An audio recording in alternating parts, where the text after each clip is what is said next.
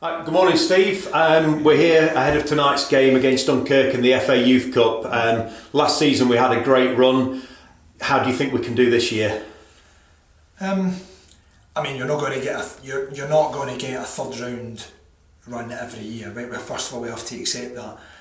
But the lads have trained very well. They've trained well. They've applied themselves properly. Hopefully, we've got enough in the tank that we can win tomorrow. It's a great night for the kids. It's a big night for the kids. They'll be very nervous for sure. We've just got to maybe temper that and just make sure that it doesn't overtake their performance. Yeah, and what is the mood amongst the squad now? Because there's a few new players in there. There's a couple of players still left over from last year, like Roy Lee, Max Thornbury and Jamie Hannis, but then there's some new ones coming into the squad as well. Yeah, a lot of new players.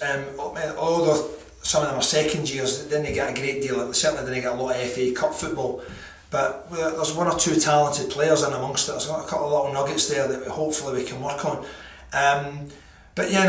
We blooded them towards the end of the season. We try to get them into play under 21s games, and we try to get them to play this, that, and the next thing. So hopefully that'll stand us in good stead. The lads will hopefully get enough experience to play under the lights on a big night. They're going to be nervous, but hopefully they've got enough to handle it. Yeah, and obviously we see you on a Saturday and a Tuesday night alongside Paul Holland with the first team. You do that as the assistant manager, and you run the academy sides as well. How do the two differ? Very different. Obviously with the first team it's all about winning football matches, right? Be all and end all. I come from a development background, a football development background, and where I try to encourage lads to sort of develop, obviously, right? And you've got to be very careful with young players' development. We've found that with the first team last year that we throw too many in too soon. It can give you a bloody nose. And it can knock players' development, right?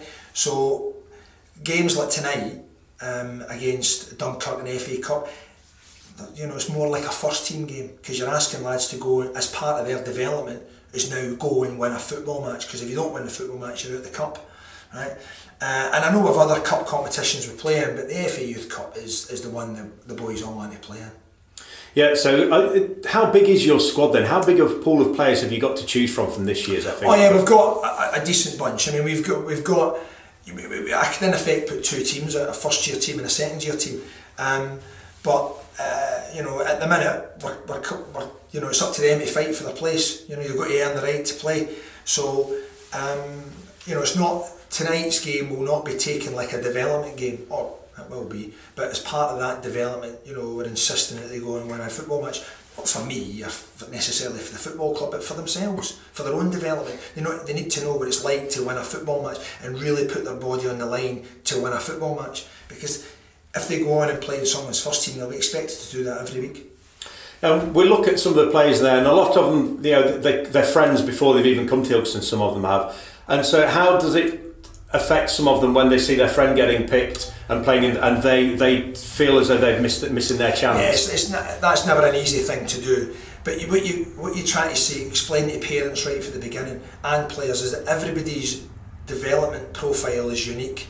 Everybody will develop at a different pace and a different rate, and will have different strengths and different weaknesses. And at some point during that development, you're going to plateau, or you may even take a dip. And it's up to us to recognise those who are on an upward curve and those who are not quite there yet. Because if you put those who are not quite there yet in above their level, then that's going to affect their development. So as long as you explain that to young players, then they understand where you're coming from, and parents understand it as well. Sure, they all want to play. My door will be getting knocked. Why am I not playing?